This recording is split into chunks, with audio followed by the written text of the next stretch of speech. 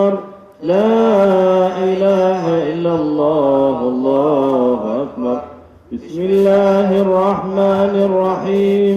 والعصر إن الإنسان لفي خسر إلا الذين آمنوا وعملوا الصالحات وتواصوا بالحق وتواصوا بالصبر.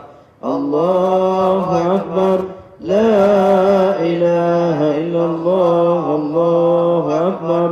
بسم الله الرحمن الرحيم. ويل لكل همزة لمزة الذي جمع ماله وعدده يحسب أن ماله أخلده كلا لينبذن في الحطمة وما أدراك ما الحطمة نار الله الموقدة التي تطلع على الأفئدة إنها عليهم مؤصدة في عمد ممددة.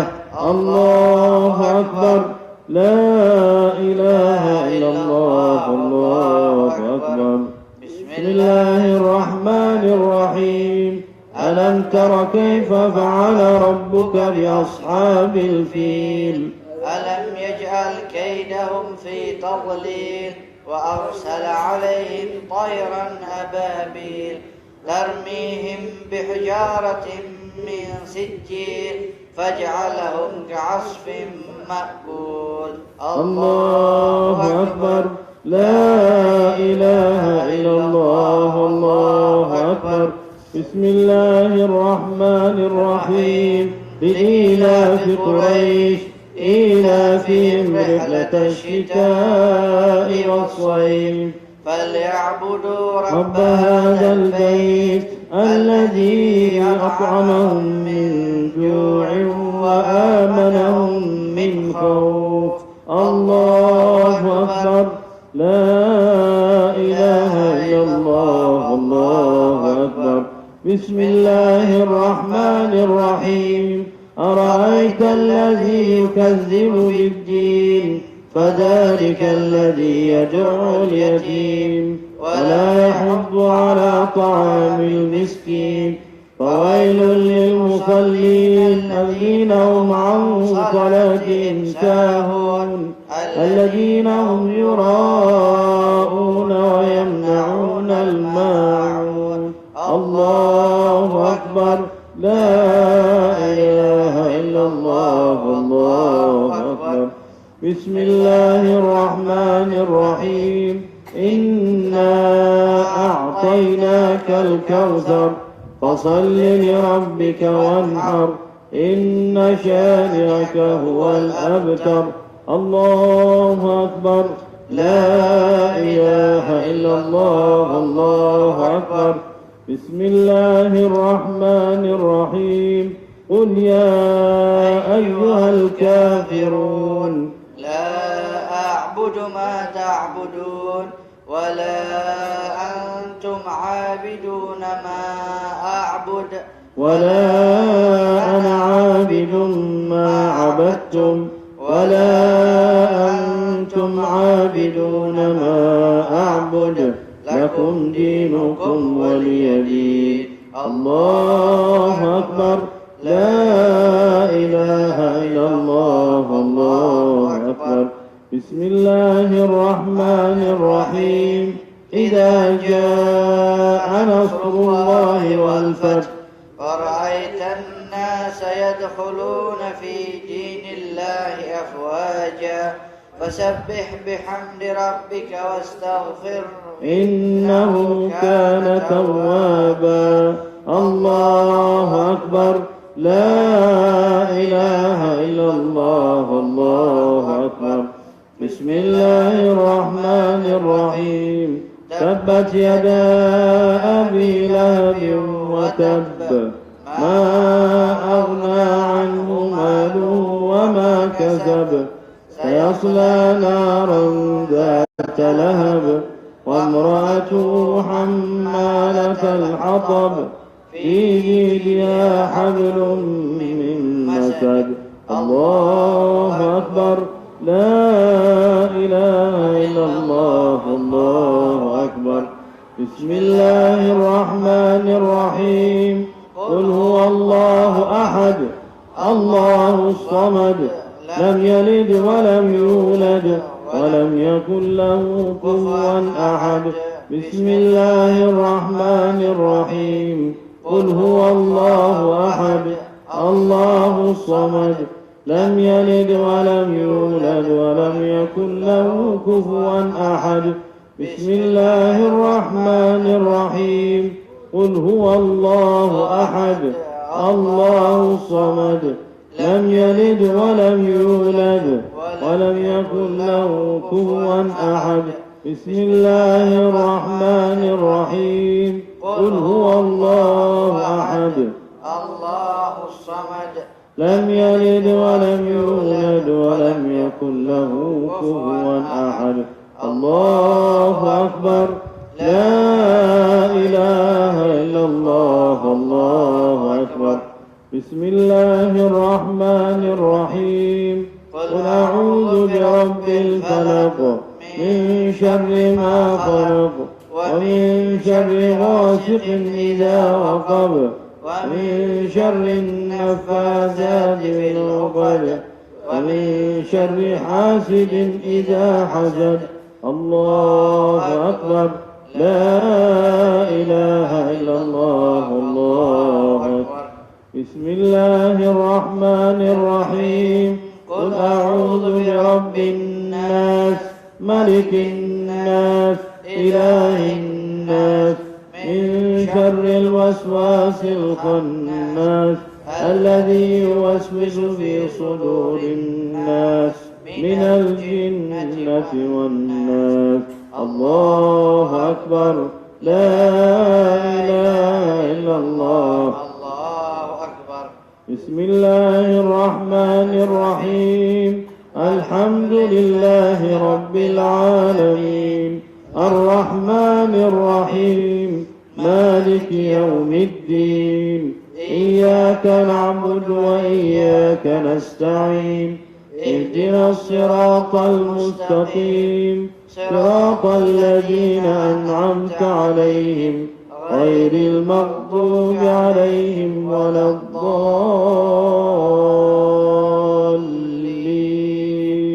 آمين بسم الله الرحمن الرحيم ألف لام ميم ذلك الكتاب لا ريب فيه هدى للمتقين الذين يؤمنون بالغيب ويقيمون الصلاة ومما رزقناهم ينفقون والذين يؤمنون بما أنزل إليك وما أنزل من قبلك وبالآخرة هم يوقنون أولئك على هدى من ربهم وأولئك هم المفلحون صدق الله العظيم وبلغ رسوله الكريم ونحن على ذلك من الشاكرين اللهم اغفر لنا وسع من ذنوبنا ورحمتك أرجع عندنا من أعمالنا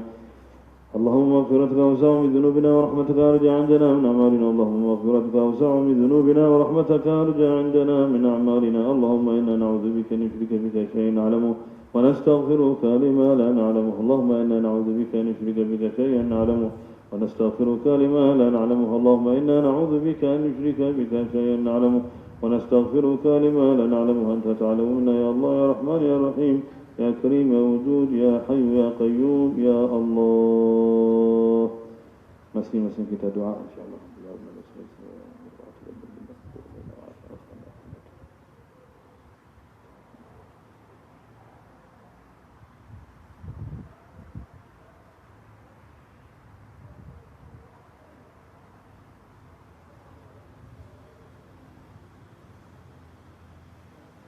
صلى الله على سيدنا محمد وعلى آله وصحبه وسلم الحمد لله رب العالمين.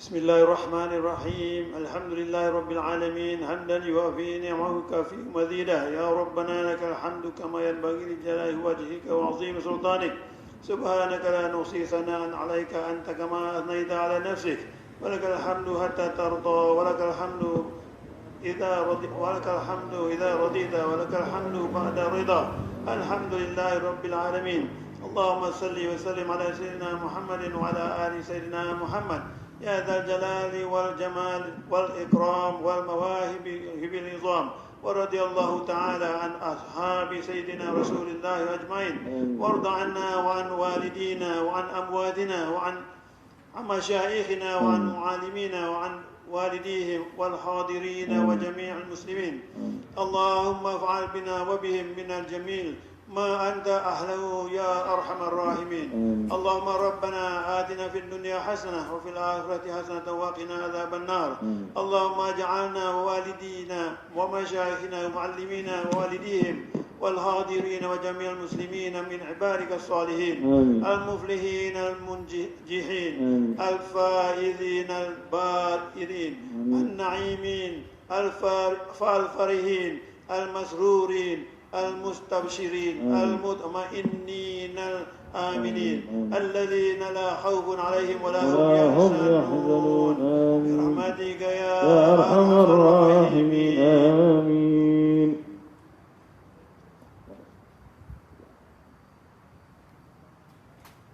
اللهم اجعلنا من الذين حفظوا للقرآن حرمته لما حفظوا وعظموا منزلته لما سمعوا وتأدبوا بآدابه لما حضروا وأحسنوا جواره لما جاوروا والتزموا حكمه وما فارقوا وأرادوا بتلاوته وجهك الكريم الدار الآخرة فقبلت منهم وأورثهم الدار الآخرة اللهم انفعنا بالقرآن العظيم الذي رفع دامك وأيدت سلطانا وجعلت الفصيحة العربية لسانا فقلت يا عز من قائل سبحانه فإذا قرأناه فاتبع قرآنه ثم إن علينا بيانه اللهم وأوجب لنا به الشرف والمزيد وألحقنا بكل بر وسعيد واستعملنا بالعمل الصالح الرشيد إنك أنت الحميد المجيد اللهم وكما جعلتنا به مصدقين ولما فيه محققين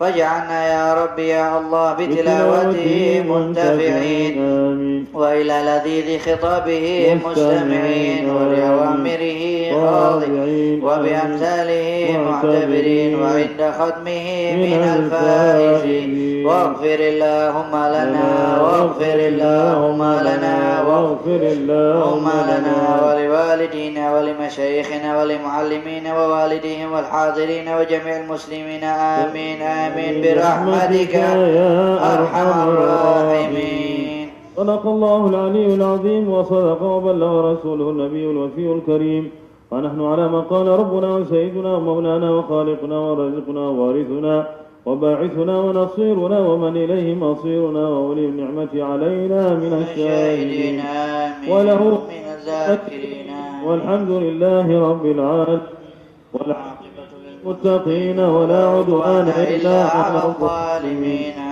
وصلى الله على سيدنا محمد خاتم النبيين وعلى آله الطيبين الطاهرين وعلى أصحابه المنتخبين وعلى جميع الملائكة والنبيين والمرسلين إن ربنا حميد مجيد. الحمد لله الحمد لله الذي حمد في الكتاب نفسه الحمد لله واستفتح بالحمد كتابا الحمد لله واستخلص الحمد لنفسه الحمد لله وجعل الحمد دليلا على طاعته الحمد لله ورضي بالحمد شكرا له من خلقه. الحمد لله الحمد لله بجميع محامده الحمد لله الموجبات لمزيده المؤدية لحقه الحمد لله المقدمة عنده الحمد لله المرضية له الشافعة لأمثالها. الحمد لله ونسأل أن يصلي ويسلم على سيدنا محمد وعلى آل سيدنا محمد بأفضل الصلوات كلها ونحبوها بأشرف منازل الجنان ونعيمها وشريف المنزلة فيها يا كريم. يا كريم اللهم صل وسلم على سيدنا محمد وعلى آل سيدنا محمد. اللهم صل وسلم يا كريم وبارك اللهم عليه. إنك حضرتنا ختم كتابك الذي عظمت حرمته آمين. وجعلت مهيمنا على كل كتاب أنزلته آمين. والقرآن عرفت به أعلى شرائع أحكامك والقرآن فرقت به بين حلالك وحرامك يا الله. وكتابا فصلته بجعلك تفصيلا آمين. ووحيا أنزلته على قلب نبيك محمد صلى الله عليه وسلم بالحق تنزيلا. آمين. وجعلته نورا تهدي به من ظلم الضلالة باتباعه وشفيعا لمن أنصت بفهم التصديق إلى إسماعه آمين. وبذلك في السلاح حيث عن الحق لسانه ودور الهدى لا تقبل الشبهات نور برهانه وعلم نجاة لا يصل من أقدم من قد سنته ولا تنال يد الهلكة من تعلق بعروة عصمته يا كريم.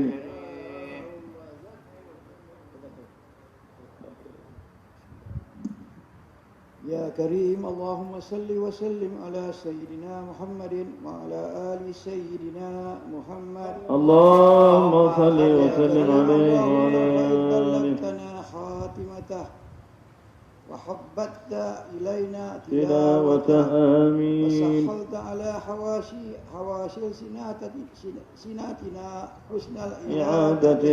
آمين. واجعلنا يا ربي يا الله ممن يتلوه حق تلاوته ويرعاه حق رعايته ويدين لك باعتقاده تصديقي بمحكم بيناته. آمين. ويلزم إلى الإقرار بمتشابه آياته. آمين. والاعتراف بأنه من عندك لا تعارضنا الشكوك في تصديقه ولا يخترجنا الزيغ عن قصد طريقه يا كريم.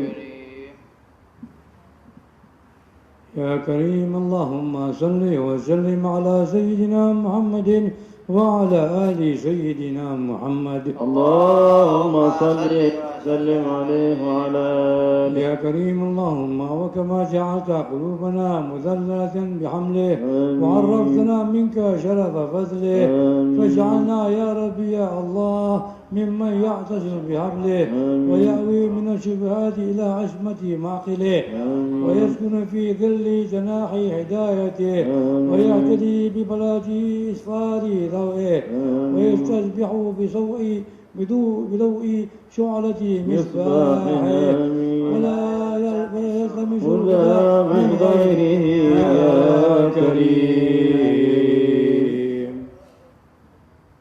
يا كريم اللهم صل وسلم على سيدنا محمد وعلى آل سيدنا محمد. اللهم صل وسلم عليه وعلى آله. يا كريم اللهم وكما نصبته علما للدلالة عليه وانحجت به سبيل من نزعته إليه فاجعله وسيلة لنا إلى أشرف منازل الكرامة وسبب النحو به النجاة في غربة القيامة وسلما نعرج فيه إلى مهال السلامة وزريعة نقدم بها إلى نعيم دار المقامة يا كريم.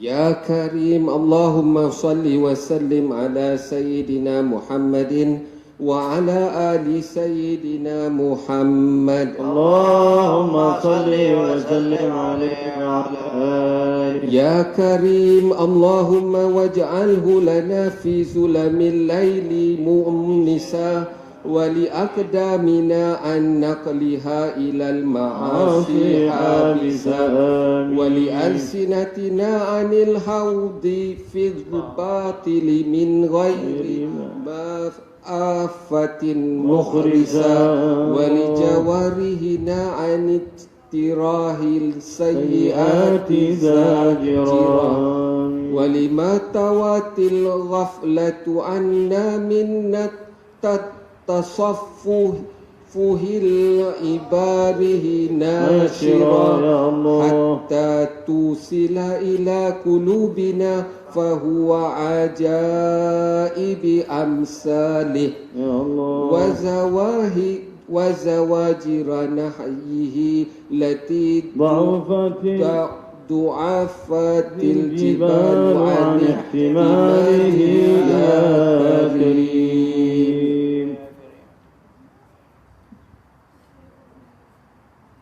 يا كريم اللهم صل وسلم على سيدنا محمد وعلى آل سيدنا محمد. اللهم صل وسلم عليه وعلى آله. يا كريم الله واجبر به خلتنا بالإنام من عدم الإملاك. آمين. واسق إلينا به رغدا عيش وخصب ساعة في الأرزاق. آمين. واسمنا به من حفوة الكفر ودواعي النفاق. آمين. وجنبنا به ضرائب المذمومة ومداني الأخلاق. آمين. حتى تطهرنا من كل دانس بتحريره. آمين. وتغفو بنا أسار الذين استصبحوا بنوره. آمين. ولم يلههم أملوا فيقتطعوا بخدائع غروره يا كريم.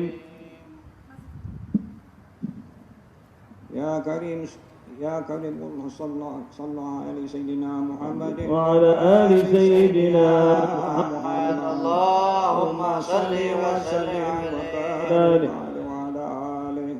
يا كريم اللهم وكما أقربتنا بخمس كتابك وديننا إلى تعرض بجزيك ثوابك. وحذرتنا على لسان وعيده عليم عذابك.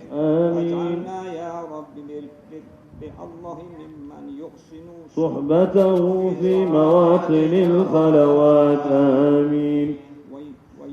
وينزه قدره عن مواقف التهمات. آمين. ويحل حرمته عن أماكن وثوب عليه من المنكرات. آمين. حتى يكون لنا في الدنيا عن المحارم زائدا. آمين. وإلى النجاة في غربة قيامة قائدا. آمين. عندك بتحليل حلالك وتحريم حرامك شاهدا. آمين. وبنا على قلوب العبد في جنات عدن وافدا يا كريم.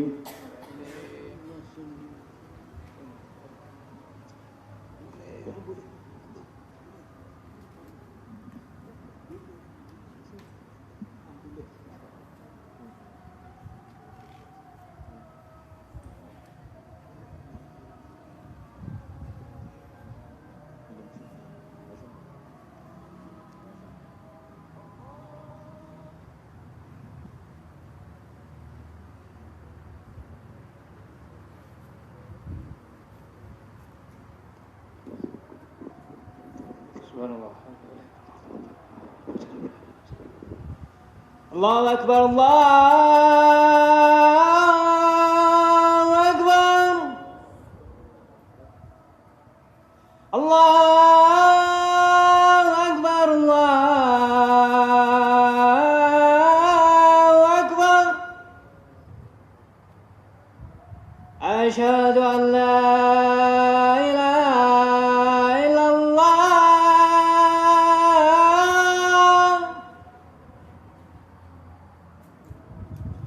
أشهد أن لا إله إلا الله.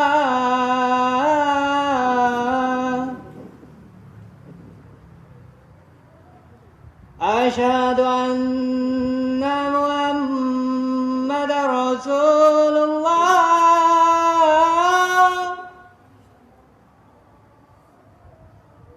أشهد أن محمد رسول الله.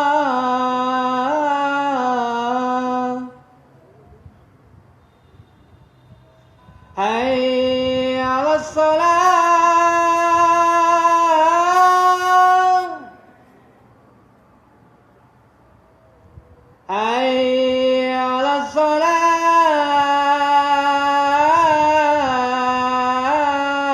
الصلاة حي على الفلاح حي على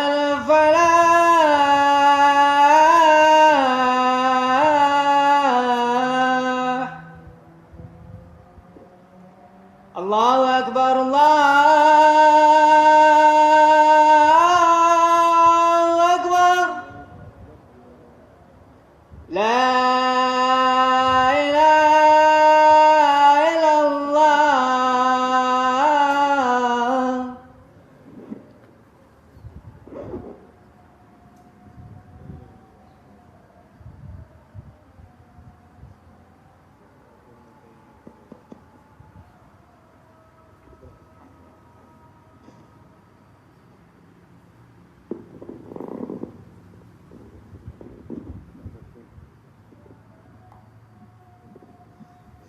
يا كريم اللهم صل وسلم على سيدنا محمد وعلى آل سيدنا محمد اللهم صل وسلم عليه يا كريم اللهم وسهل به على أنفسنا عند الموت كرب السياق وعلى الأنين إذا بلغت الروح التراق وتجلى ملك الموت صلى الله على نبينا وعليه وسلم لقبضها من حجب الغيوب وقيل من راق وذاق لها من الذرع في مرارة الموت كأسا مسمومة المذاق ورماها عن قوس المنايا بسهم وحشة الفراق ودنا منا الرحيل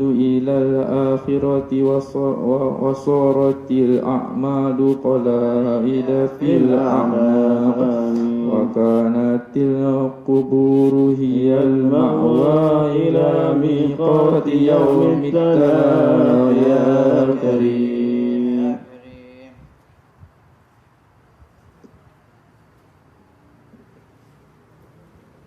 صل وسلم على سيدنا محمد وعلى آل سيدنا محمد اللهم صل وسلم عليه وعلى آله يا كريم اللهم بارك لنا في حلول دار البلاد وطول الإقامة بين أطباق الثرى واجعل القبور بعد فراغ الدنيا خير منازلنا وافسح لنا بالقرآن العظيم ذيك مداخلنا لا تفضحنا يا مولانا في حاضر القيامة بموبقات الآثام واعف عنا واعف عنا واعف عنا ما ارتكبنا من الحرام وارحم بالقرآن العظيم في موقف العرض عليك ذل مقامنا ثبت به عند اضطراب جسور جهنم يوم المجاز عليها زلة أقدامنا نجنا به من كرب يوم القيامة وشدائد أهوال يوم الطامة وبيض به وجوهنا وبيض به وجوهنا وبيض به وجوهنا إذا اسودت وجوه العصاة في موقف الحسرة والندامة يا كريم يا كريم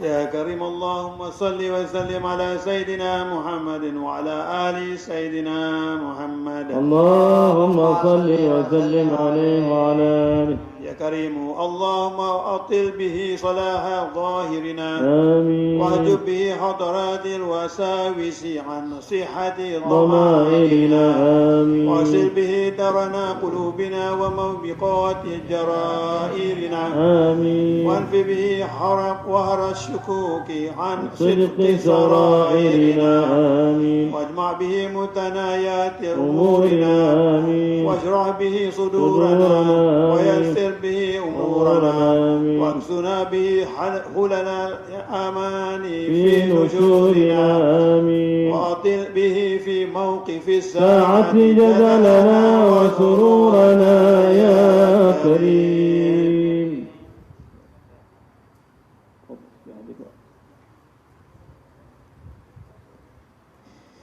يا كريم اللهم صل وسلم على سيدنا محمد وعلى آل سيدنا محمد. اللهم صل وسلم عليه وعلى آله. يا كريم اللهم وحفظ به عنا ثقل الأوزار. وهب لنا به حسن شمائل الأبرار.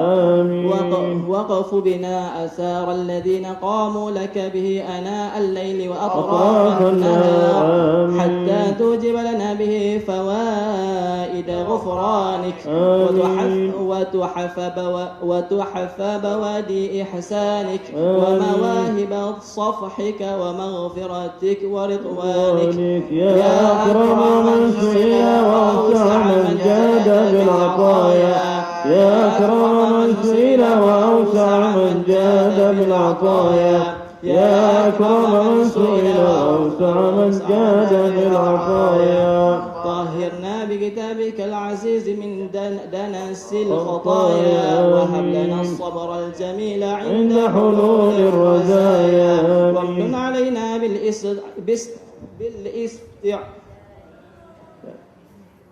وامن علينا بالاستعداد عند حلول المنايا. وعافنا من مكروه ما يقع به محظور البلايا يا كريم. يا كريم وتراك تقول إلى لعنك أكفا تضرعت إليه يا الله. واعتمدت في صلاتها راكعة وساجدة بين يديك يا الله. أو تقيد بأنكال الجحيم أقداما سعت إليك وخرجت من منازلها لا حاجة لها إلا الطمع والرغبة فيما لديك. منا منك عليها يا سيدي لا منا منها عليك. وليت شعري أتراك تصم بين أطباقها أسماعا تلذذت بحلاوة تلاوة كتابك الكريم الذي أنزلته أو تطمس بالعمى في ظلم مهاويها أبصارا بكت إليك خوفا من العقاب وفزعا من الحساب. أما وعزتك وجلالك ما أصغت الأسماع حتى صدقت ولا أسبلت العيون وكف العبرات حتى أشفقت ولا عجت الأصوات إليك بالدعاء حتى خشعت ولا تحركت الألسن ناطقة باستغفارها حتى ندمت على ما كان من زلالها وعثارها. فيا أكرم من بالتصديق على بعد أعمالنا من شواهد التحقيق أيدنا اللهم منك يا رب. أيدنا اللهم منك يا رب. أيدنا اللهم منك يا رب. يا هذه الساعة الشريفة المباركة المعظمة عند ختم القرآن بالعصمة والتوفيق يا كريم. يا كريم اللهم صل وسلم على سيدنا محمد وعلى آل سيدنا محمد. اللهم صل وسلم عليه. يا كريم اللهم وآنس وحشتنا بطاعتك يا مونس الفرد الحيران في مهام الانتقام. وتداركنا بعصمتك يا مدرك الغريق في لجاج البحار. وخلصنا اللهم بلطفك من شدائد تلك الأهوال والأخطار. وصلى الله وسلم على سيدنا محمد النبي المختار وعلى آله الطيبين الطاهرين الأخيار صلاة يغبطهم بها من حضر الموقف يوم الدين. وصل اللهم على آبائي وإخواني من الأنبياء والمرسلين وعلى آله وأتباعي وأشياعي من الموحدين وعلى أزواجه الطاهرات أمهات المؤمنين وعلى جميع الصحابة والتابعين وتابع التابعين من أول يوم إلى يوم الدين وعلينا معهم وفيهم برحمتك يا أرحم الراحمين. وعلينا معهم وفيهم برحمتك يا أرحم الراحمين. وعلينا معهم وفيهم برحمتك يا أرحم الراحمين يا أرحم الراحمين يا الله.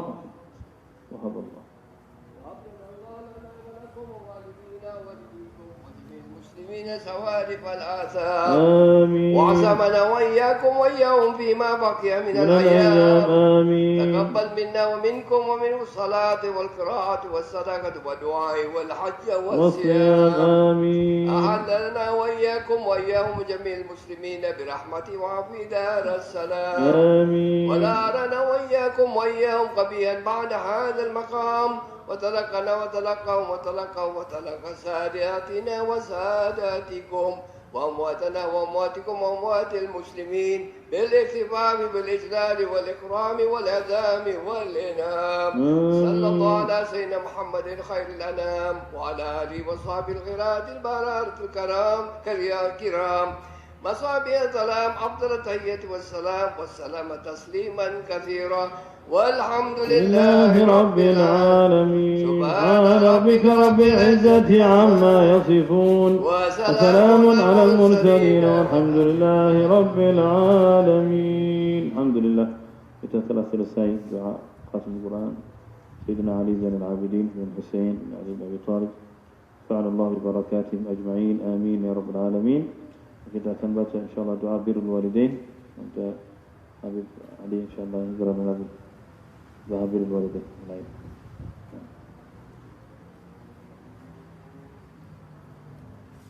Kita akan baca doa birrul walidain dengan bahasa Melayu. So di sini terjemahan dari bahasa Indonesia, jadi dibaca bahasa Indonesia. Permintaan Habib Mahdi ingin, atau mungkin ada siapa yang enggak? Antum ketemu jawabnya.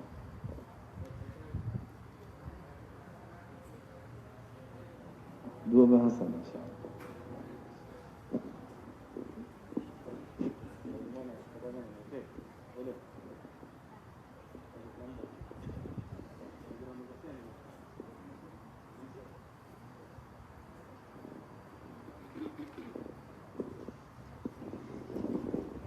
Kalau kita baca dua bahasa.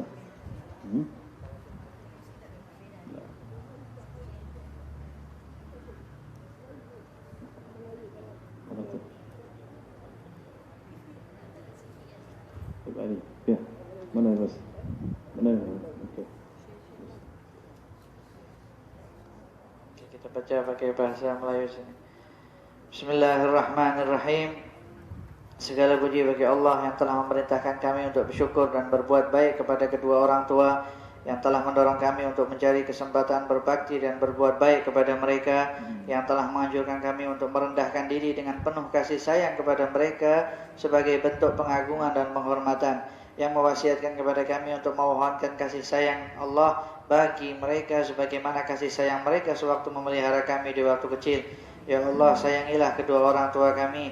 Ya Allah, sayangilah kedua orang tua kami. Ya Allah, sayangilah kedua orang tua kami. Ampunilah dan kasihanilah mereka, dan ridhoilah mereka dengan keridhoanmu yang membuat mereka meraih semua keridhoanmu, menempatkan mereka ke wilayah pemaafan dan pengampunanmu, mengantarkan mereka ke kediaman yang mulia dan aman, lalu dengan ramah engkau jamu mereka dengan kebaikan dan ihsanmu. Ya Allah, ampuni mereka dengan ampunan yang menyeluruh, yang menghapus beban dosa mereka di masa lepas dan keburukan yang berulang kali mereka lakukan.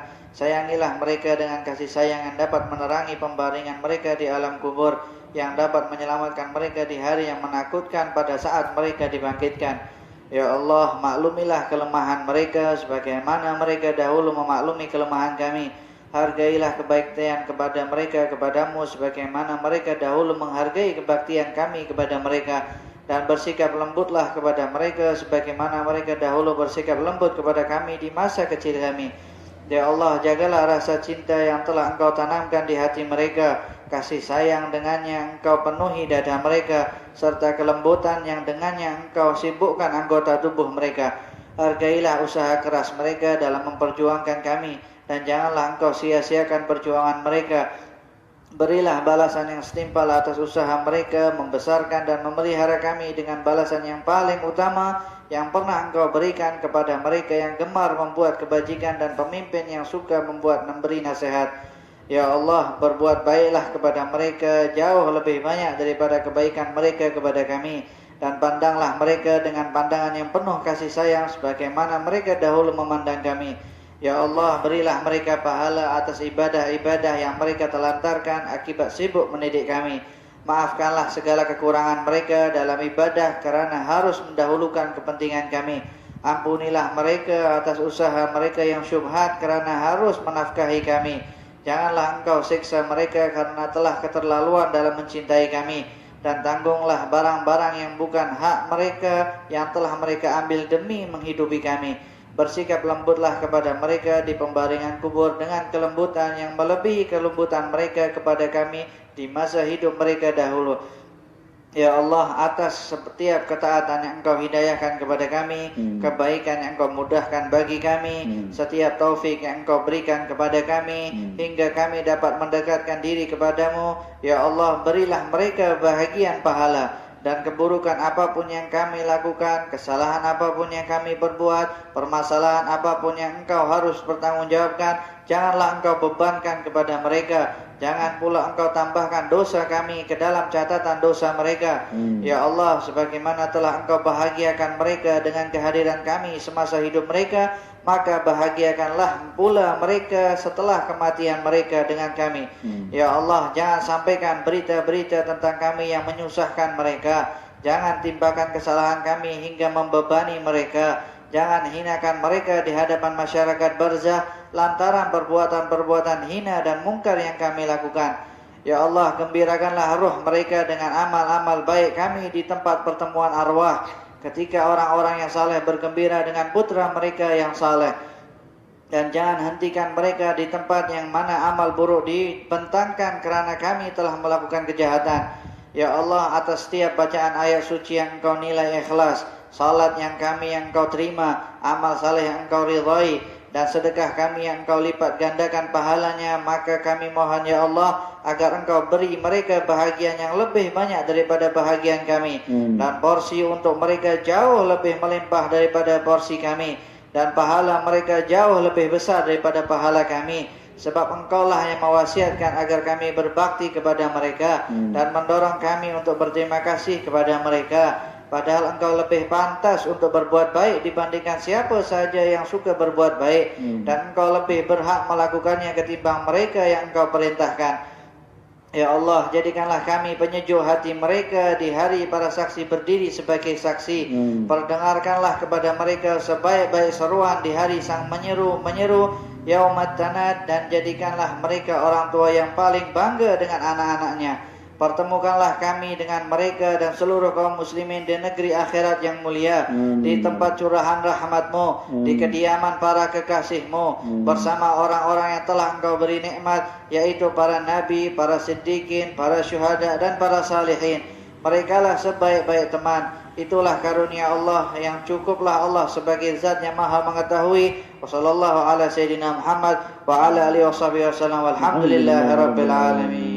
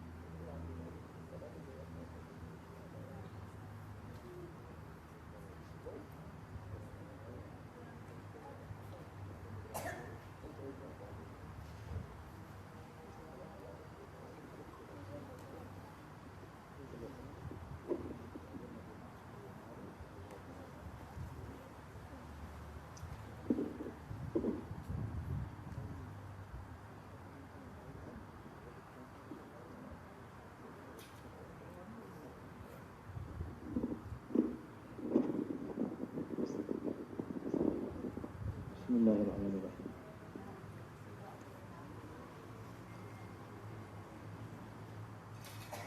Bismillahirrahmanirrahim. Alhamdulillahilladzi amarna bi syukril walidaini wal ihsani ilayhima wa hasana ila iqtinami birrihima wa tawassana bil ma'ruf ladayhima. Amin. Wa nadabna khudhil janah min rahmati lahum 'idhaman wa ikbara wa awsana bi tarahumi 'alayhima kama rabbayana shighara. Allahumma farham walidina اللهم فارحم والدينا اللهم فارحم واغفر لهم وارحمهم وارض عنهم وارض رضا تحل به عليهم جوامع رضوانك ومواطن عفوك وغفرانك واجعل به دار كرامتك وأمانك وأدر بي عليهم لطائف برك وإحسانك. اللهم اغفر لهم مغفرة جامعة تمحو بها سالف أوزارهم وسيء إسرارهم، وارحمهم رحمة تنير لهم بها المضجع في قبورهم وتؤمنهم بها يوم الفزع عند نشورهم. اللهم تحنن على ضعفهم كما كانوا على ضعفنا متحنين، وارحم انقطاعهم إليك كما كانوا في حال انقطاعنا إليهم راحين.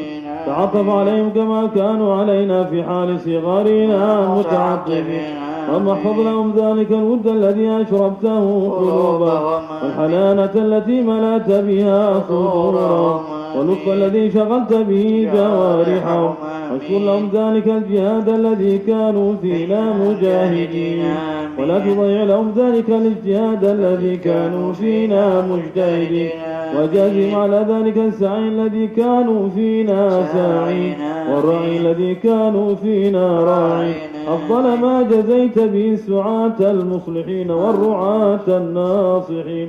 اللهم برهم أضعاف ما كانوا يبروننا، وانظر إليهم بعين الرحمة كما كانوا ينظرون. اللهم هب لهم ما ضيعوا من حق ربوبيتك بما اشتغلوا به في حق تربيتنا، وتجاوز عنهم ما قصروا فيه من حق خدمتك بما أثرون به في حق خدمتنا، واعف عنهم ما ارتكبوا من الشبهات من أجل ما اكتسبوا من أجلنا، ولا تؤاخذهم بما دعتهم إليه الحمية من الهوى لما غلب على قلوبهم من محبتنا. تحمل عنهم الظلامات التي ارتكبوها فيما اجترحوا لنا وسعوا علينا، وطب بهم في مضاجع البلا لطفا يزيد على لطفهم في أيام حياتهم بنا. اللهم ما هديتنا له من الطاعات ويسرته لنا من الحسنات ووفقتنا له من القربات، ونسألك اللهم أن تجعل لهم منها حظا ونصيبا، واقترفناه من السيئات واكتسبناه من الخطيئات وتحملناه من التبعات، فلا تلحقهم منا بذلك حوبا، ولا تحمل عليهم من ذنوبنا ذنوبا. اللهم كما سررتهم بنا في الحياة فسرهم بنا بعد الوفاة. اللهم ولا تبلغوا من أخبارنا ما يسوءهم، ولا تحمل من أوزارنا ما ينوءهم، ولا تهزم بنا في عسكر الأموات بما نحدث من المخزيات ونأتي من المنكرات، وسر أرواحهم بأعمالنا في ملتقى الأرواح إذا سر أهل الصلاح بأبناء الصلاح، ولا تقفوا منا على موقف افتضاح بما نجترح من سوء الاجتراح.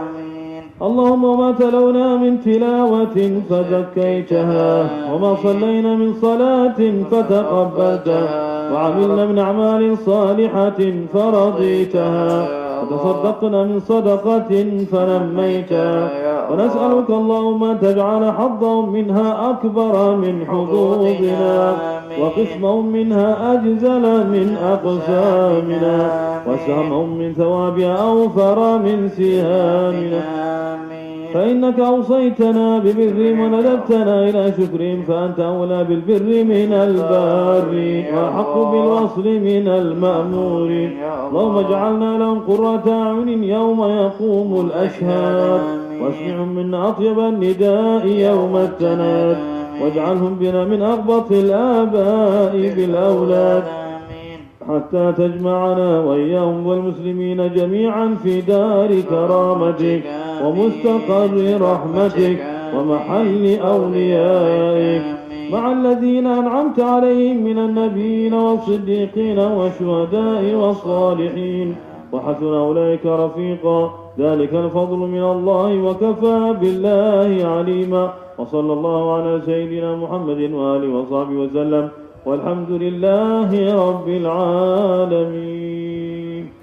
اللهم أوصل وتقبل ثواب ما قرأنا من القرآن العظيم يا أرحم الراحمين. قبل هذا المجلس في الذكر الحكيم من أخواننا الذين شاركوا معنا وقرأوا معنا، نسأل الله تقبل بعد ذلك يا رب العالمين كل ما قرأناه وما قرأنا من الضحى إلى الناس في هذا المجلس يا رب العالمين، ذلك كله هدية واصلة ورحمة نازلة بركة شاملة إلى روح سيدنا رسول الله محمد بن عبد الله بن طالب فاطمة الزهراء سيدنا الهادي فيه مقدم محمد بن علي بعلوي، ثم إلى روح الخبابة زهراء عبد القادر الجنيد، ثم إلى روح الحبابة زينب بنت علي بن عيسى حداد، ثم إلى روح الحبيب لبيب محمد الصداق،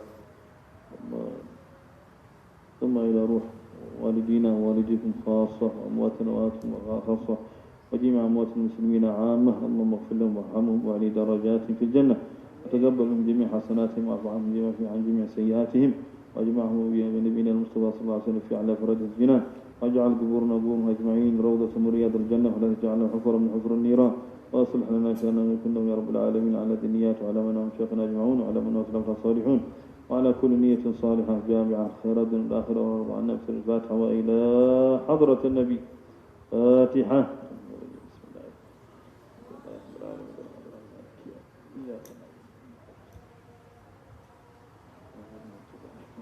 بسم الله الرحمن الرحيم. الحمد لله رب العالمين، وصلى الله وسلم وبارك على سيدنا محمد وعلى آله وصحبه أجمعين.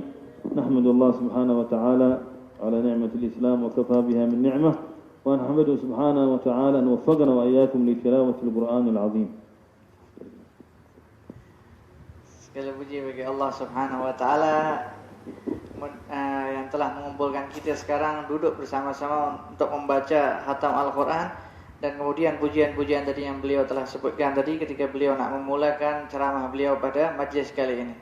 وما يتلو الإنسان حرفا من كتاب الله ولا كلمة ولا آية إلا بتوفيق الله تعالى. Dan kemudian taklah setiap manusia, setiap seseorang ini membaca salah satu ayat atau kalimat daripada Al-Quran, melainkan perbuatan tersebut itu semua kena ada taufik daripada Allah Subhanahu wa taala. وهنيئا له وهنيئا لمن شغل الله لسانه وقلبه بذكر الله وبتلاوة كتابه. Maka tahniah dan selamatlah bagi setiap orang yang Allah Subhanahu wa taala berikan lisan dia busy dengan berzikir kepada Allah, mengingat Allah dan membaca Al-Quran. وقد خص الله سبحانه وتعالى القرآن أكثر من بقية الأذكار. Dan kemudian Allah Subhanahu wa taala telah memberikan keistimewaan di dalam Al-Quran berbeza dan lain daripada zikir-zikir yang lain. فما يعطي الله سبحانه وتعالى أجرا وثوابا عظيما على كل حرف من بقية الأذكار إلا على القرآن العظيم. Maka Allah Subhanahu wa taala tak memberikan pahala setiap huruf per huruf yang dibaca di dalam berzikir lebih daripada Al-Quran. Berbeza dengan zikir-zikir yang lain. Kalau kita baca Al-Quran, maka setiap huruf kita dapat pahala. Berbeza dengan ketika zikir lain yang kita baca. فإنما الأذكار الله سبحانه وتعالى يعطي الأجر والثواب على قدر تكرار تلك الأذكار. Sebab kalau dengan zikir-zikir itu Allah Subhanahu wa taala akan memberikan kita pahala sesuai dengan kadar berapa banyak kita baca zikir tersebut. وأما القرآن فيعطي الله الأجر والثواب على كل حرف من حروف تلك الآيات وتلك الكلمات في الآيات. Berbeza dengan Al-Quran, kalau kita membaca Al-Quran, maka Allah Subhanahu wa taala akan memberikan kita pahala dan balasan setiap satu huruf yang kita baca di dalam Al-Quran. هذا إذا قرأنا القرآن في أي حال. Ini keadaan kalau kita baca Al-Quran di dalam keadaan mana sahaja. أما إذا قرأنا القرآن في الصلاة. Kalaulah kita baca Al-Quran lagi di dalam salat-salat kita, فيكون الثواب على كل حرف 100 حسنة كما ذكر سيدنا علي بن أبي طالب. maka pahala dia setiap satu huruf yang kita baca daripada Al-Quran dalam keadaan salat, satu huruf kita dapat pahala 100 bagaimana diriwayatkan oleh Imam Ali. فقد أورد الإمام الحداد هذا الكلام في كتابه نصائح الدينية عن سيدنا علي بن أبي طالب كرم الله وجهه. Dan kemudian hadis ini juga diriwayatkan oleh Imam Haddad di dalam kitabnya Nasihat Diniyah, nasihat-nasihat agama dan wasiat iman, memberikan riwayat daripada Imam Ali karamallahu wajhahu. أن من قرأ القرآن في الصلاة نال ثوابا على كل حرف 100 حسنة. Barang siapa yang membaca Al-Quran di dalam solatnya, maka dia akan dikira satu huruf itu pahala dia 100. ومن قرأ القرآن في الصلاة وهو جالس. Dan barang siapa yang membaca Al-Quran di dalam salat dalam keadaan dia duduk, أوتي على كل حرف 50 حسنة. maka setiap satu huruf yang dia baca dapat balasan 50 kebaikan. ومن قرأ القرآن وهو خارج الصلاة ولكن على وضوء نال 25 حسنة على كل حرف. Dan barang siapa yang membaca Al-Quran di luar salat dalam keadaan berwudu,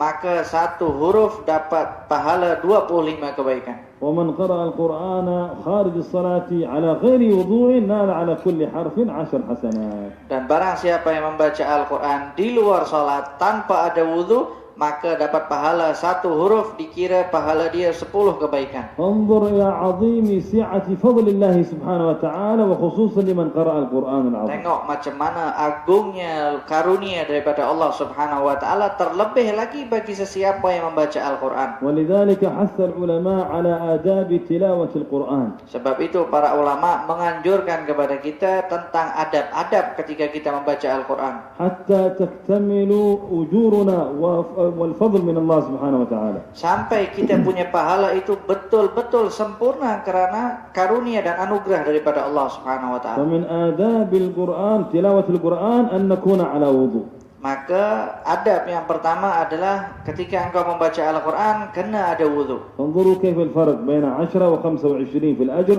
إذا كان على وضوء خارج الصلاة. Dan kemudian coba tengok perbandingan dia. Kalau kita tak ada wudu kita dapat 10, kalau kita ada wudu kita dapat 25. ومن آداب القرآن كذلك أن نجعل لنا نصيبا من القرآن داخل صلاتنا. Dan kemudian salah satu daripada adab membaca Al-Quran, kita jadikan Al-Quran ini bahagian dari apa yang kita baca di dalam salat kita.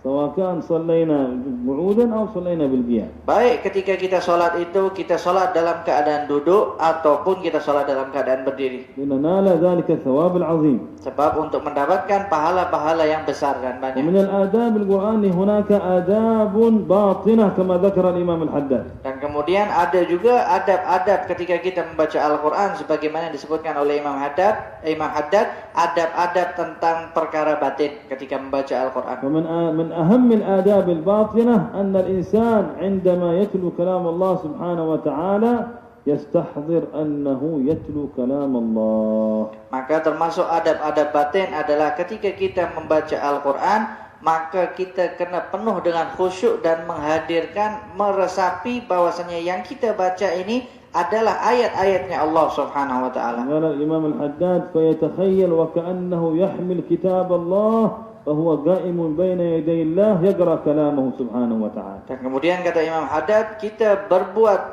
imajinasi seakan-akan kita pegang Al-Quran itu, kita sedang membaca ayat Allah Subhanahu wa taala di hadapan Allah Subhanahu wa taala. انظر كيف يكون حال الإنسان المخلوق العبد الضعيف عندما يتلو كلام الله أمام ربه سبحانه وتعالى. Tengok macam mana ketika seseorang betul-betul dia itu seorang makhluk yang lemah, hambanya Allah Subhanahu wa taala, ketika dia membaca ayat-ayat Sang Penciptanya. فإذا كنا على هذا الحال سرى الخشوع إلى قلوبنا. Maka kalau dalam keadaan seperti ini, barulah rasa khusyuk itu masuk ke dalam hati kita. ودخلت أنوار القرآن إلى بواطننا. Dan kemudian selain daripada itu, cahaya Al-Quran juga mulai masuk ke hati kita. فلا تمر علينا آية من آيات القرآن إلا ولها أثر في قلوبنا وكذلك في حياتنا بحسن التدبر لأننا نتخيل أننا أمام ربنا سبحانه وتعالى عندما نتلو. Sehingga tidaklah kita lewat membaca salah satu daripada ayat-ayat Al-Quran,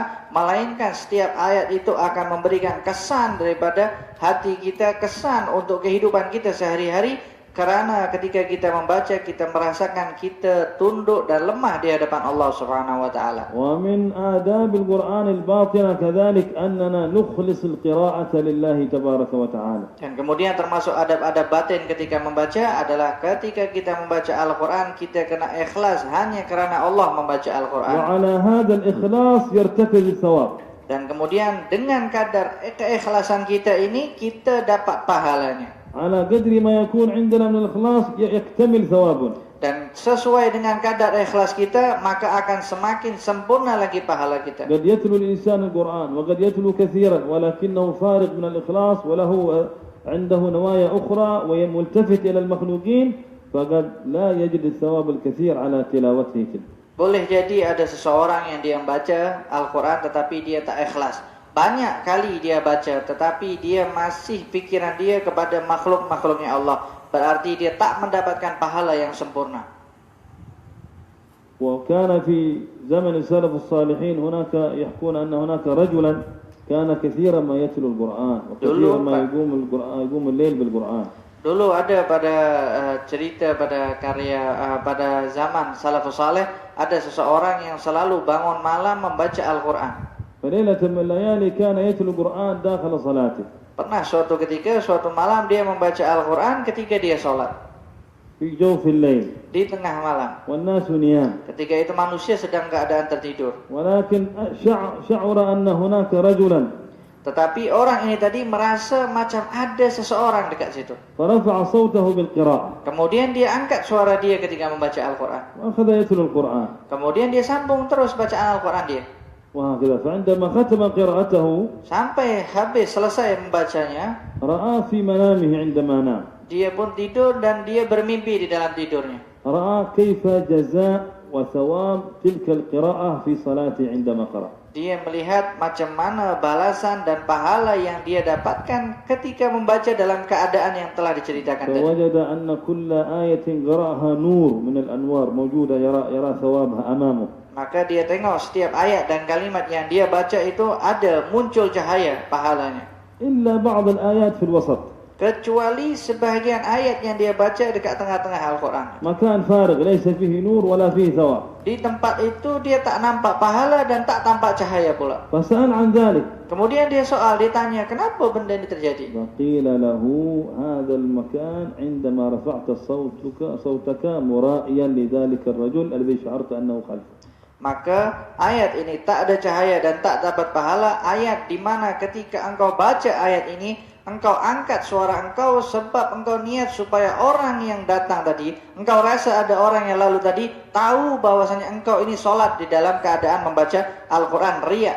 وليست المشكلة في رفع الصوت بالقرآن ولكن المشكلة في عدم الإخلاص للرحمن سبحانه وتعالى. Jadi permasalahannya bukan karena dia angkat suara ketika mengaji Al-Quran di dalam salat, tapi masalah dia adalah ketika dia tak ikhlas di dalam membaca Al-Quran. فقد يكون الرافع للقرآن بصوته أفضل من المخفت بصوته. Boleh jadi ketika orang mengeraskan suara dia di dalam membaca Al-Quran lebih baik daripada orang yang mengecilkan suaranya di dalam membaca Al-Quran.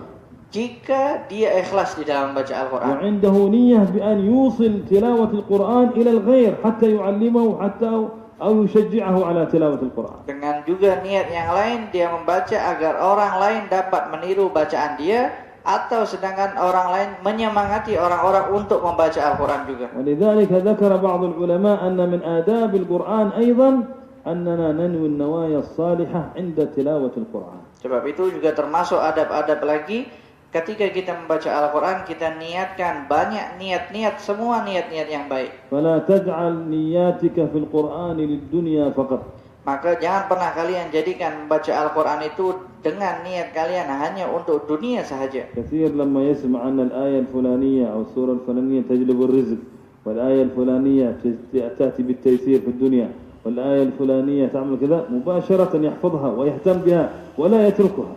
Seperti contohnya ada beberapa ayat atau beberapa surat yang kalau kita baca dapat rezeki banyak, atau beberapa ayat yang dapat memudahkan urusan dunia kita. Kalau kita dah tahu benda tu terus dipegang, tak nak dilepas, sebab ada kaitannya dengan dunia dia.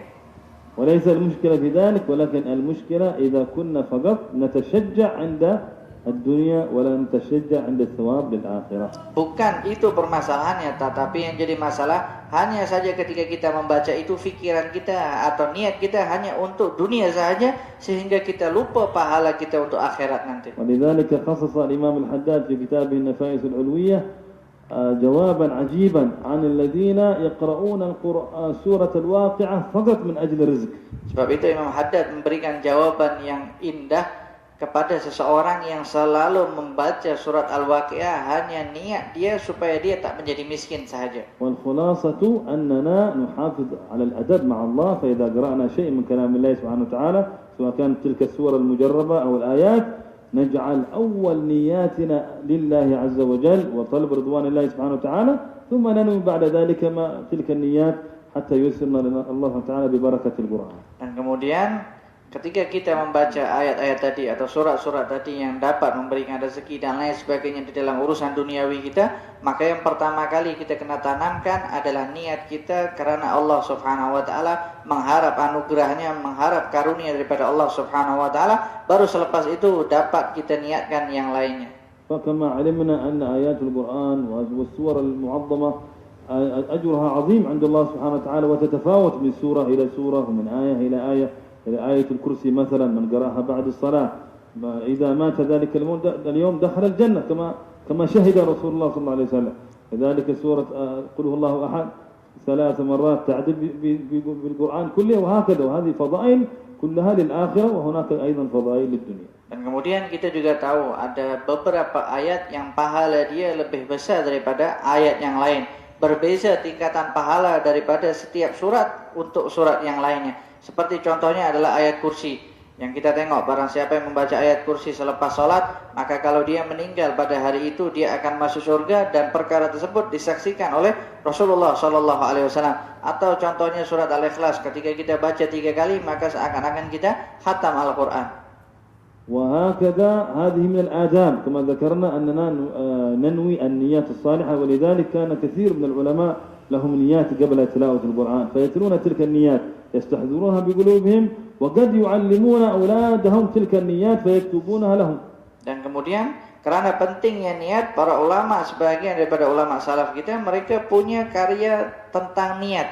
Apa sahaja niat yang dibaca untuk membaca Al-Quran, sehingga selepas itu ketika mereka sebelum memulakan membaca Al-Quran, mereka baca niat-niat tersebut dan menghadirkan niat tersebut ikhlas karena Allah Subhanahu wa taala, dan kemudian mereka juga mengajarkan niat-niat tersebut kepada anak-anak mereka yang mereka selalu baca sebelum mereka mengaji atau membaca Al-Quran. فمن تلك النيات أن نقرأ القرآن لتحصيل الثواب. Maka salah satu daripada niat-niat yang tertulis itu, kita niat pertama kali membaca Al-Quran untuk mendapatkan pahala. وأن نقرأ القرآن لنحيي حياتنا بالقرآن. Dan kemudian kita membaca Al-Quran untuk kita menghidupkan hidup kita dengan Al-Quran. الثالثة أن ننوي القرآن لننور قلوبنا وننور بيوتنا وننور قبورنا. Dan kemudian kita membaca Al-Quran yang pertama agar Allah memberikan cahaya hati kita, memberikan cahaya di rumah kita, juga memberikan cahaya di kubur kita nanti. والرابعة أن نقرأ القرآن بنية أن الله يجعلنا من أهل القرآن أهل الخصوصية عند الله سبحانه وتعالى. Dan kemudian kita membaca Al-Quran dengan niat yang keempat agar kita termasuk orang-orang yang istimewa di hadapan Allah Subhanahu wa taala, termasuk keluarga Al-Quran. والخامسة أن نقرأ القرآن بنية أن الله يجعل هذا القرآن شفيعنا يوم القيامة فندخل الجنة بشفاعة القرآن. Dan kemudian niat yang kelima, kita membaca Al-Quran, kita niat Al-Quran ini akan menjadikan kita syafaat nanti di hari kiamat, sehingga kita masuk surga karena syafaatnya Al-Quran. ومن النيات أيضا أن نقرأ القرآن امتثال لأمر الله، وأن نقرأ القرآن امتثال لأمر رسول الله صلى الله عليه وسلم الذي قلق قلبه أن تكون أمته تجعل هذا القرآن مهجورا، فنحن نتبع رسول الله فلا نجعل القرآن مهجورا في حياتنا. Kemudian niat yang selanjutnya, ketika kita membaca Al-Quran, kita niat melaksanakan perintah Allah. Kita juga niat melaksanakan perintah Rasulullah Sallallahu Alaihi Wasallam. Rasulullah takut nanti umatnya dia akan menyia-nyiakan Al-Quran. Mereka tak ambil berat tentang perkara Al-Quran, maka jangan kita jadikan kita termasuk orang-orang yang tak ambil berat tentang Al-Quran. ومن النيات أيضا ننوي قراءة القرآن بأن تسري نية أن تسري سراياته في حياتنا فييسر الله سبحانه وتعالى أمورنا كلها ظاهرها وباطنها بالقرآن. Dan kemudian kita juga niat di dalam Al-Quran, kita niatkan agar semua rahasia-rahasia di dalam Al-Quran sentiasa ada di dalam kehidupan keseharian kita, sehingga aktiviti kita setiap hari di dunia dan di akhirat dapat kemudahan dan kesenangan daripada Allah Subhanahu wa taala. وغيرها من النيات الصالحة. Dan kemudian niat-niat baik yang lainnya lagi yang boleh kita baca. ومن آداب القرآن أيضا. Dan kemudian termasuk daripada adab-adab Al-Quran yang lain, عندما نقرأ القرآن من آداب تلاوة القرآن ketika kita membaca Al-Quran, yaitu adab-adab ketika kita nak membaca Al-Quran, أن يجلس الإنسان على وضوء. hendaklah seseorang itu duduk dalam keadaan berwudu, متجها إلى القبلة. menghadap ke kiblat. فيسن في كل حالة عندما نقرأ القرآن أن نكون على هذا الحال.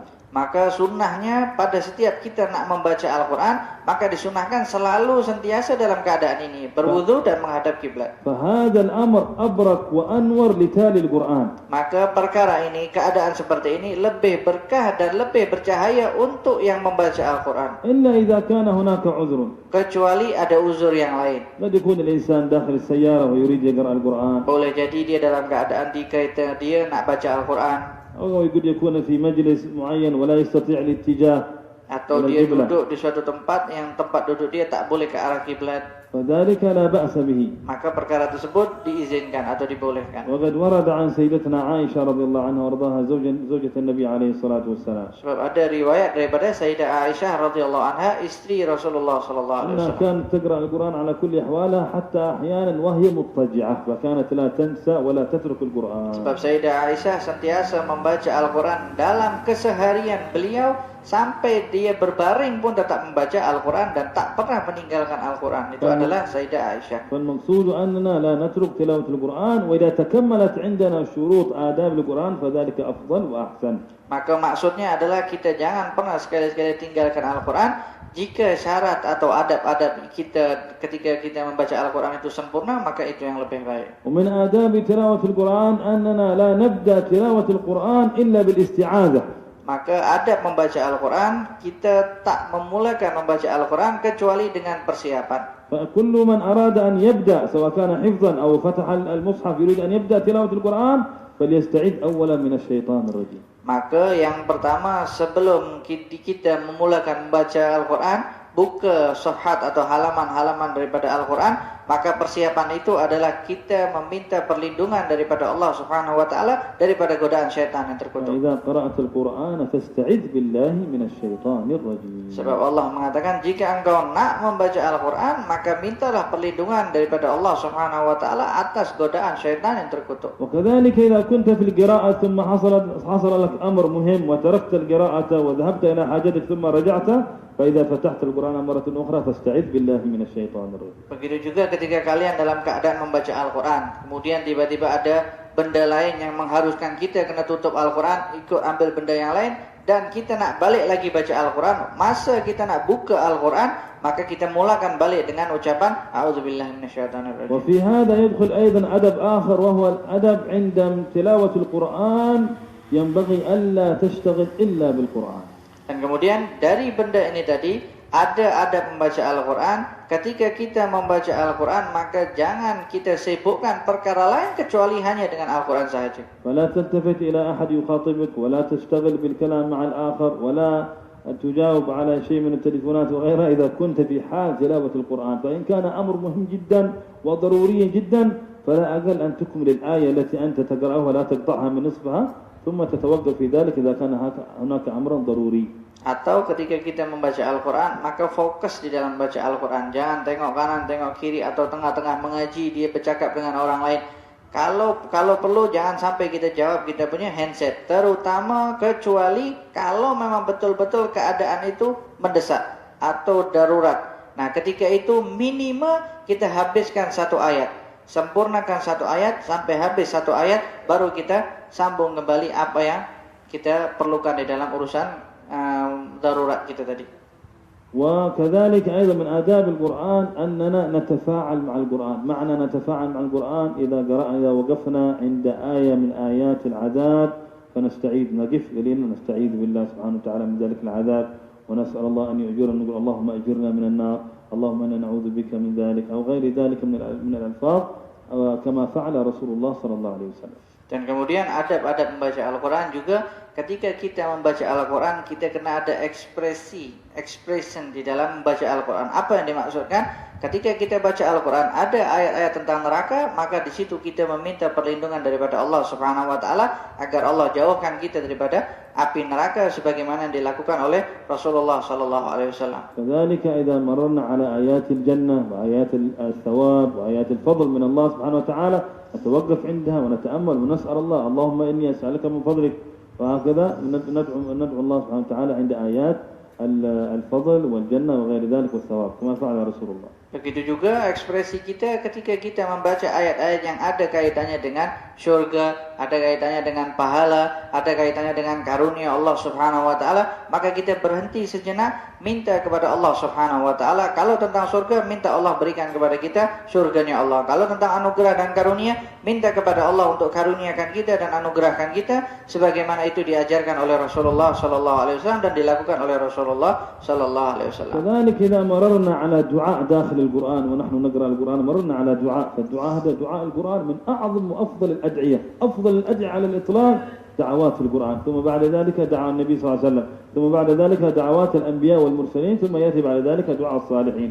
فإذا إذا مررنا على آية فيها دعاء من آيات الدعاء فلا بأس أن نكرر تلك الآية ونتمع عنها وندعو الله سبحانه وتعالى بتلك الآية التي مررنا عليها. Dan kemudian kalau ketika kita membaca Al-Quran, termasuk adab-adabnya dan ekspresi kita ketika kita mengaji, ada ayat-ayat di situ yang tentang doa, maka disunahkan kita untuk mengulang-ulang doa tersebut. Kenapa? Sebab doa yang ada di dalam Al-Quran adalah doa yang paling afdal dan yang paling mulia.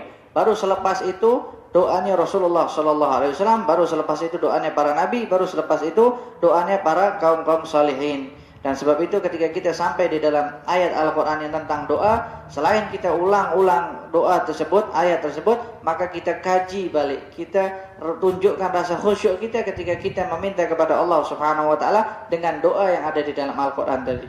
وإذا مررنا كذلك من الآداب إذا مررنا على آية فيها سجود التلاوة فينبغي لنا أن نسجد إلا إذا كنا في حال مثل ما نستطيع أن نسجد فلا بأس أن يعوض ذلك بالتسبيحات مثل عند الشافعية 3 مرات سبحان الله والحمد لله ولا إله إلا الله والله أكبر 3 مرات، هذه تكون بدل عن السجود. وإلا من استطاع في حال يستطيع أن يسجد فالأفضل له أن يسجد حتى ولو كان داخل الصلاة، فإذا قرأ تلك الآية فعليه فينبغي له ويسن له أن يسجد بالتلاوة. Kemudian termasuk adab-adab membaca Al-Quran lagi ketika kita sampai pada ayat-ayat tilawah, sujud tilawah, ayat sujud tilawah yang mengharuskan kita sujud ketika kita sampai pada ayat tersebut. Kalau kita dapat peluang untuk kita sujud, maka lebih afdal kita sujud meskipun di dalam sholat kita. Kalau sudah sampai pada ayat tersebut, kita kena sujud. Tetapi kalau kita tak dapat sujud, maka di dalam mazhab Syafi'i kita kan ada ganti dia, subhanallah walhamdulillah wala ilaha illallah wallahu akbar, 3 kali dibaca,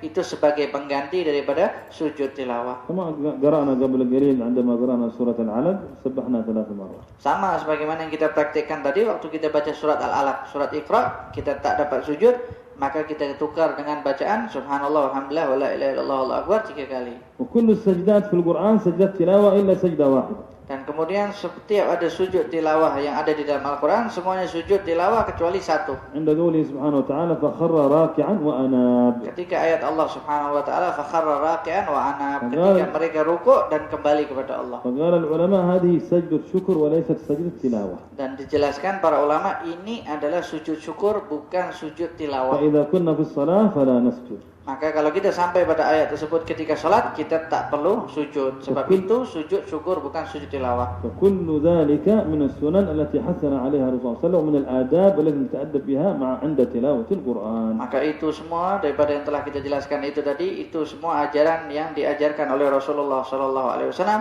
dan sangat dialu-alukan oleh para ulama agar kita praktikkan semua adab-adab membaca Al-Qur'an ketika kita membaca Al-Qur'an. نسأل الله سبحانه وتعالى إن شاء الله ينفعنا بما سمعنا، اللهم علمنا ما ينفعنا وانفعنا بما علمتنا وزدنا علما يا رب العالمين، واجعل العلم حجة لنا لا حجة علينا، واشرح صدورنا بنور العلم والفهم في القرآن يا رب العالمين. اللهم انفعنا بالقرآن، اللهم اجعله نورا لنا يا رب العالمين في الدنيا والآخرة، اللهم اجعله إمامنا إلى الجنة ولا تجعله سائقنا إلى النار، اللهم ادخلنا في شفاعة القرآن برحمتك يا أرحم الراحمين، اللهم تكرم علينا جميعا واجعلنا من أهل القرآن بمنك وفضلك وكرمك يا أجود الأجودين ويا أكرم الأكرمين، واصلح لنا شأننا كله يا كريم. اللهم تقبل منا جميع أعمالنا بجاه القرآن وببركة القرآن، وانفعنا بكل حرف في القرآن وكل كلمة في القرآن وكل آية من القرآن وكل سورة وجزء من القرآن يا رب العالمين. اللهم اربطنا به في كل أحوالنا وأحياننا، واجعله يا الله واجعلنا معه، واجعله أنيسنا في قبورنا، واجعله شفيعنا في نشورنا برحمتك يا أرحم الراحمين يا أرحم الراحمين يا أرحم الراحمين. وتغمد من مات من أهالينا وقراباتنا يا رب بواسع رحمتك، واجعل مأواهم جنة أعلى جناتك واجعلهم يا رب اجعل هذا القرآن شفيعا لهم برحمتك يا أرحم الراحمين وأوصل ثواب ما قرانا ذلك إليهم وإلى أمواتنا أجمعين برحمتك يا أرحم الراحمين وصلى الله وسلم وبارك على سيدنا محمد وعلى آله وصحبه وسلم والحمد لله رب العالمين وإلى حضرة النبي الفاتحة. بسم الله الرحمن الرحيم.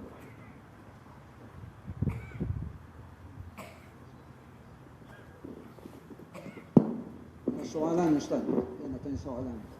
Kalau kita semayang dalam solat, kita buka Quran di depan, kita dapat pahala 100 pahala satu huruf, kita buka Quran, kita tak hafal. Sama ada dalam salat atau kita baca Quran, kita guna khatmah, yani mushaf atau kita baca hafal. Semua dapat pahala insya-Allah. Kerana nas asar itu daripada Sayyidina Ali berkenaan orang yang membaca Al-Quran dalam salatnya, ketika berdiri dalam salatnya. Bukan berkenaan itu kena hafal Al-Quran. Jadi kita kira memang baca Al-Quran dalam salat kita walaupun dengan satu wasilah atau satu berkala. Allahu a'lam.